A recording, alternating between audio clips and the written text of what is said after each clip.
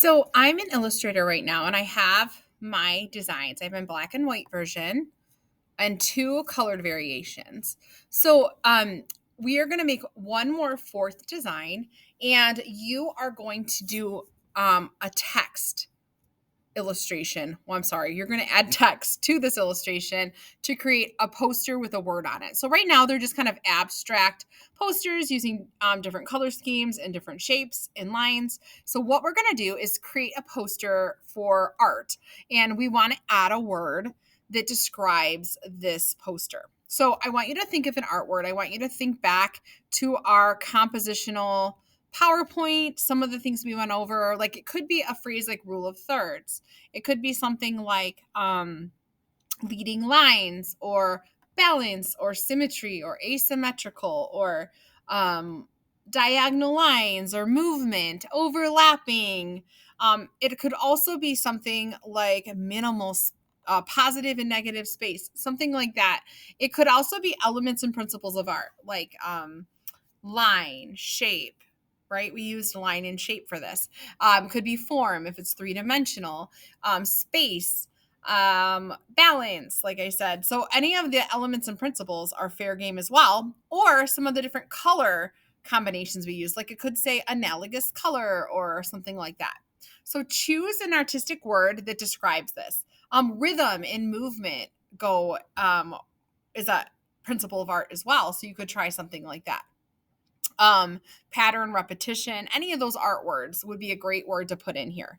So let's see. I'm going to call this one movement. Okay, because it is moving. Like I feel like it's flowing and you're moving around the composition. So that would be a good one. Oh, contrast is another word you could use that we talked about with composition. So I just choose one that I'm going to use. Right now, I want to point out this one is in view trim mode. So there's elements there that I just can't see. Like I went off the page. When you go up to view in trim mode, it gets rid of those elements. They're still there, but I can't see them. It hides them. So you might have to take it off trim mode to add some text. Now, I like to add text off to the side of my page and then go on and add it on top if needed. Or I like to go in and lock my layers so they don't move around when I'm moving the text around. So over here, we haven't gotten into layers yet, but there's layers off to the side here. If you don't see this little symbol, if you go to window, you can go down to layers to open it there. But essentially in Illustrator, you have layers within layers. So we just finished up in Photoshop and there was lots of layers we added to keep things separate. Well, here we didn't necessarily keep things separate, but they automatically do. So everything I drew from the top to the bottom, whatever I do first is going to be in my bottom layers, and whatever I added after that is going to be on the layers on top. Well, you can, if it's easier, you could just lock. There's a little lock icon. You can turn it the whole layer on and off. So all this stuff right now that I've done is on my first layer. I could lock that up so I don't accidentally move it around or mess it up when I'm adding my text. So I like to do that to keep things a little bit separate so I don't accidentally move something. So I can just add a new layer and now work on this layer.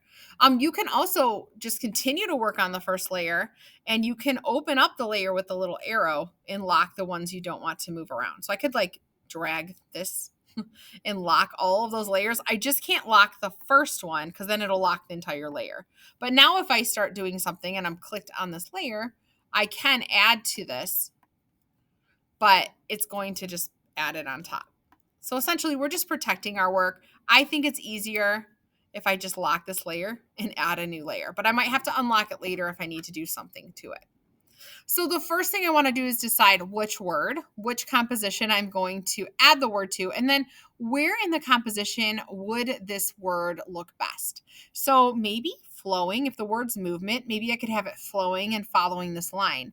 Maybe I want to have it up here, kind of balancing the orange area here. So maybe I could do it in orange.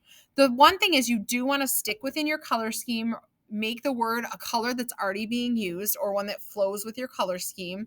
And definitely you're going to want to choose a font that matches your style.